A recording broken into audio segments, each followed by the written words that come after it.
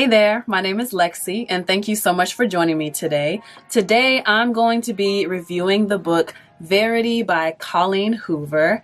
I found this book in one of those free library boxes that are like sprinkled throughout the neighborhood. And I was jogging with my friend and we came across one of these. This was like the best looking option in the whole box. So I decided to take it home with me. And that was on a Sunday. I got home because I had really been craving to read a book. I had read the biography or autobiography of Etta James, and I actually read the book of Claudette King. She's the daughter of B.B. King, but I haven't done a review on that yet just because I'm not quite sure what I want to do with it. But needless to say, I was craving something to read. So when I came across this, it was Sunday that I picked it up from that box. By Wednesday, I was finished with this book, and there are 314 pages in this book. This book was absolutely such a great read. I wasn't expecting to find such an amazing book, although this is the second time I've gotten a book from one of those boxes around the neighborhood. The first one was A Million Little Pieces, which was about a drug addict who becomes sober and goes through his journey of becoming clean. But this book, this is Verity by Colleen Crawford. This book is about a young writer who she has just suffered a tragedy herself. Her mother has just passed away, and she has just witnessed someone getting ran over right in front of her. She meets this man in a bathroom at a coffee shop. She's a young writer. Come to find out, the man that she met in the coffee shop. Oh, by the way, if you don't like spoilers for things, then you should probably not watch this video. But anyway, turns out the guy that she met in the coffee shop, his name is Jeremy. He is the husband of a famous author whose name is Verity. And Verity has been in a tragic, well, not a tragic car accident, but a car accident that has basically made her paralyzed and she can't speak. She can't react to much of anything. But she has a contract with her publishing company to write 3 more books of her book series. So come to find out, I forget the main character's name. Her alias is Laura Chase, but I forget her real name. Lowen is her real name. So yeah, come to find out, the guy who Lowen met in the coffee shop bathroom, his name is Jeremy, married to Verity. Verity got in an accident. Publishing company wants to finish out the series. They bring on Lowen to finish writing the series for her. Now what has to happen is Lowen has to go to Verity's and Jeremy's house because she needs to look through Verity's office to see any notes about the upcoming like manuscripts or something, or notes for the last 3 series of the books that she is supposed to be writing. Sorry about the thunder outside. And if the lights flicker, I apologize. It's sounding pretty bad out there. But anyway, so Lowen ends up staying at the house. Verity lives in the house. Ooh. Verity is in the house too because she's, taken care of by a nurse that comes there. And it basically details like Lowen finding this secret manuscript for a book that is not related to the other series that Verity was writing. And it details just all these kind of horrific things that happen throughout her relationship, throughout Verity's relationship with Jeremy. When I tell y'all this book is so good, the writing is amazing to me. It reads so naturally. There's not like any like the author wasn't trying to use like really big words. You could tell everything was really simple, but it was written in a way that the way that I live my life, I can relate to the writing and it's easy for me to read. I think that's also the reason why I finished this book in just 3.5 days. The writing was just really good. So, and I like the way that it was written too. It goes between letting us know the live action or what's happening with Lowen and everything she's finding out, but it also has chapters within the book that are chapters from the manuscript of Verity that's just detailing all of these horrific things that has happened. So one of the things that happened in the book is Verity got pregnant. She didn't want kids because she wants Jeremy all to herself. So she takes a coat hanger and she tries to give herself an abortion. She's having twins. Turns out one of the twins ends up with a scar on their chin.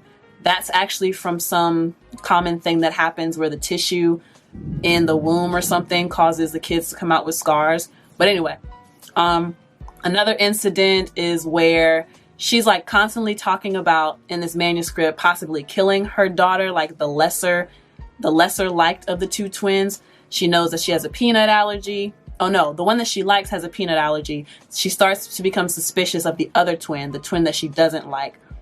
And it's just a lot. I don't want to go into too much detail about some of the crazy deranged things that were in Verity's manuscript, but that's just part of some of the things that you'll read about if you decide to read this for yourself. So the biggest takeaways that I got from this book, and I have my notes here. We all have ways we deal with the pain and tragedy in our lives. So there's this manuscript, and Verity never wanted her husband Jeremy to find it. By the way, Lowen and Jeremy, they end up liking each other and they smash. And Lowen's freaked out because Verity can actually walk, but Jeremy hasn't figured that out yet. Fast forward to the end of the story. Verity never wanted Jeremy to read that manuscript. It comes out that one of the coping mechanisms that Verity's publishing team recommended was that when you go through hardships in life, you create like an alter ego, or you create an alternate path for that energy to flow so that it's not weighing you down. It doesn't cause you to be depressed. So the reason why Verity's book series was so successful is because she had a lot of this pain. She wrote from the perspective of the villain, and she had a very unique way of writing in the book series that people could really connect, and people had never seen that perspective from a villain before. So all of that to say, this manuscript was written from the same kind of thought process.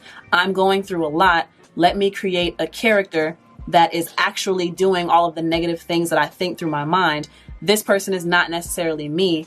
I have these thoughts, but I'm detaching from these feelings. I'm detaching from these thoughts, detaching from things that, I should not be thinking. I should not even want to be doing. So that is the character that's in the manuscript. But because Lowen's been doing the research, she ends up, going through the book, and she shows it to Jeremy. Jeremy, y'all, it's a lot. It's a lot. But biggest takeaway I have from this book is we all have ways that we deal with the pain and tragedy in our lives. That was one way that Verity dealt with hers. So I wonder, for the rest of us, how do we turn our tribulations and our trials into something creative, into something constructive, the way that Verity did? Even though hers was a very dark way of dealing with it, that was still her coping mechanism. So that was one of the takeaways I had from the book. Another takeaway that I thought about was embracing our dark side to turn it into something creative, which just goes with the whole narrative of we all have our different ways of dealing and coping with things. Next one is communication is very important.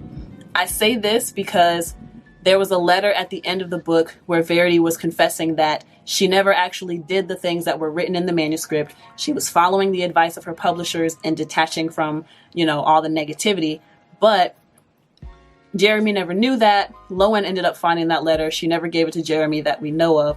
But all that to say, I wonder what would have happened in the story if she would have just told Jeremy how she was feeling and how that might have helped their relationship to be something genuine. Because another takeaway is fear will make you do things that probably end up hurting your relationship way more than if you just told the truth. She probably would have gotten closer with Jeremy. It was revealed that Jeremy didn't feel the same way about her that she felt about him.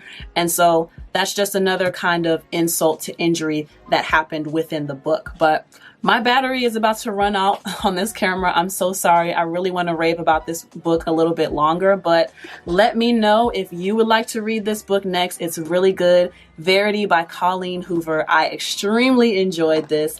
And the next book I'll be reading is More Myself by Alicia Keys, which is her autobiography. I don't know what to call it. But if you enjoyed this video, give me a big thumbs up, like, share, subscribe, and also become a patron to support me if you want to see more content like this quickly and more content that you would like to request of me. But thank you so much for joining.